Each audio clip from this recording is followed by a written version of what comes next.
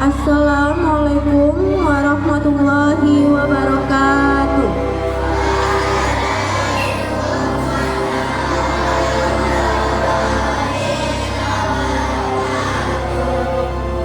Lang tabang balang jubarabang, Pak Jawa balang murah, pada acaranya.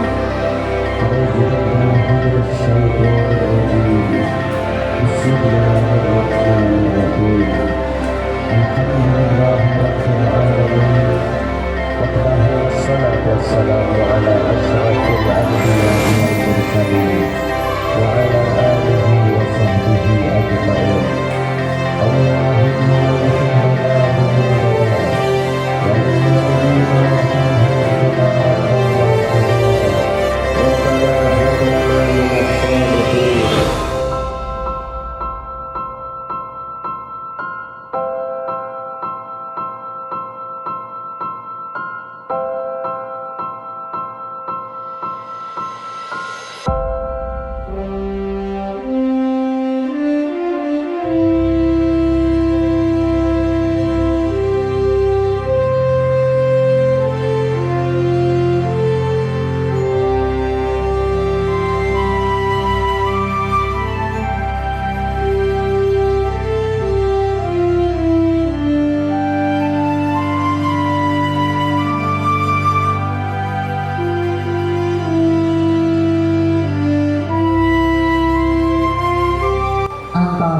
Allahumma dimakan orang ngarisan do antara teh atau pokoknya di tubuh dua untuk pidato perihal tentang makanan tradisional Minangkabau. Makanan tradisional Minangkabau terdiri atas dua, satu di bidang keagamaan, satu lagi di bidang oleh-oleh. Yang Pak jelaskan sekarang tentang makanan keagamaan. Ada 10 makanan keagamaan, ya atau tidak? Ya. Yang keempat ada rendang lokal. Yang kondisi yang kamu bawa apa isinya dari tempat tersebut? Apakah tahu, tempe, kentang, setelah itu dibuat ketika hari raya. Selanjutnya sama dengan gulai paku. Ibu akan melanjutkan materi yang kedua mengenai oleh-oleh tradisional Minangkabau. Tadi sudah disampaikan oleh Pak Revi. Yang pertama apa? Gelamai. Tahu gelamai? Berasal dari mana? Payakumbuh. Apa bahan utamanya? Saka, gula aren, dan santan yang dimasak lama.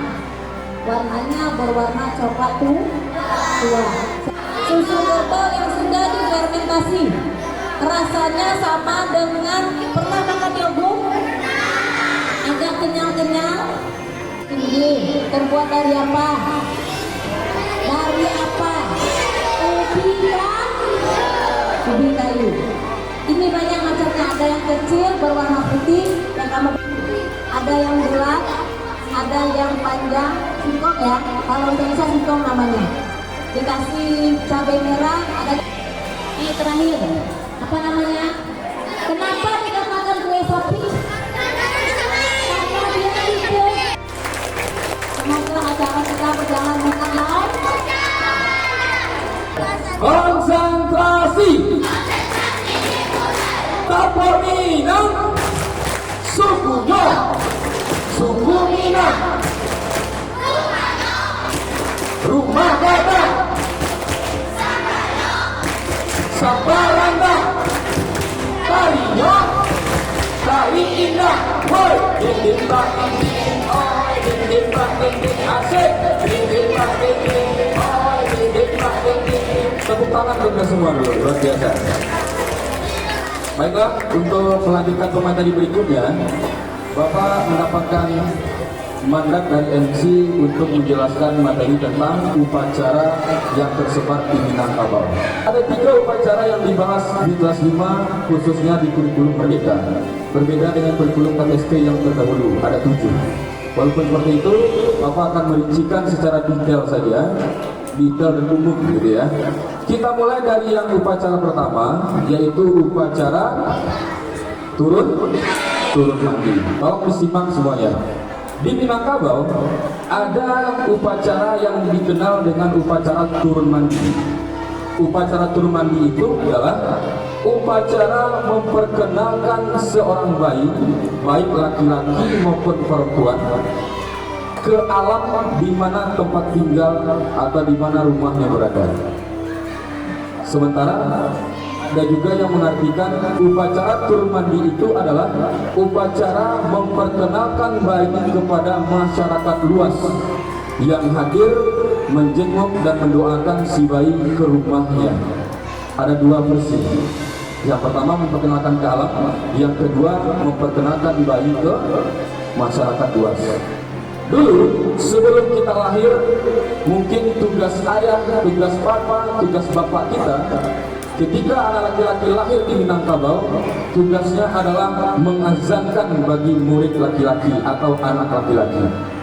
Sementara tugas sang ayah atau tugas sang bapak ketika mendengar kelahiran anak perempuan, maka dia akan mengikomahkan. Bukan berarti tidak boleh diazankan dan diikomahkan, boleh saja.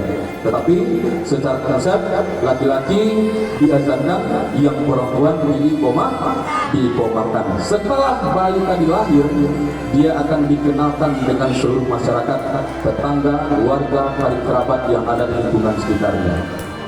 Nah, apa selanjutnya? Bayi dibawa turun dari rumahnya, itu didampingi oleh kedua orang tua, termasuk ibunya juga.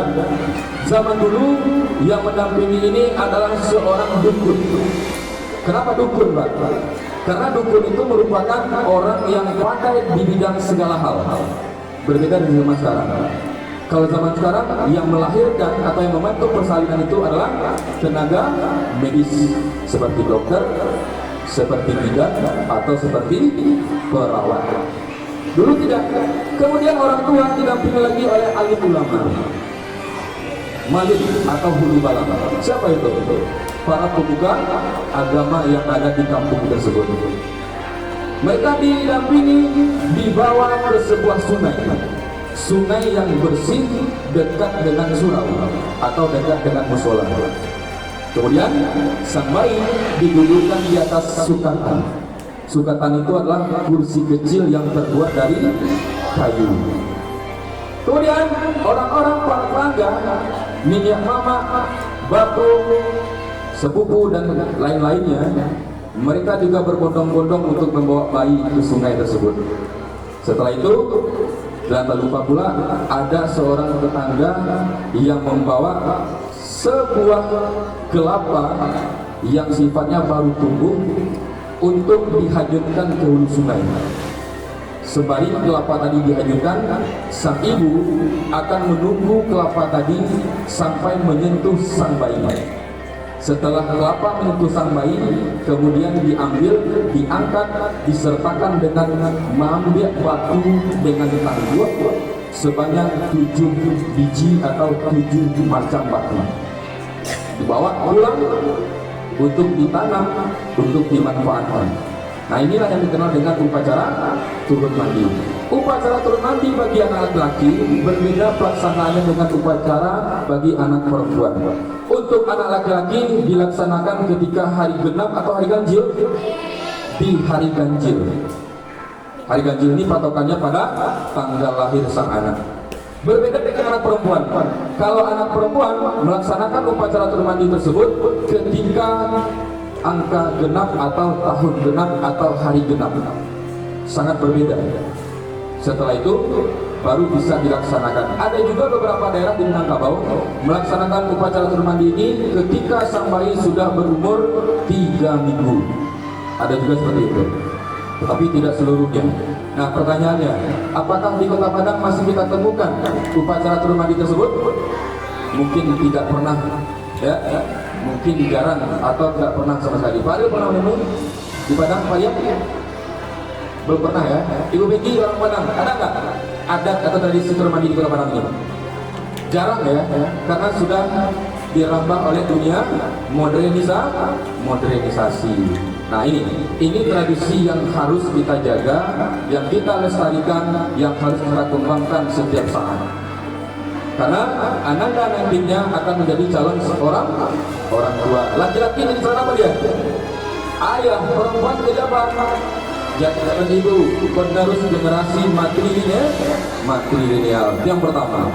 Yang kedua, ada namanya upacara sunat rasul. Dalam bahasa agama disebut apa?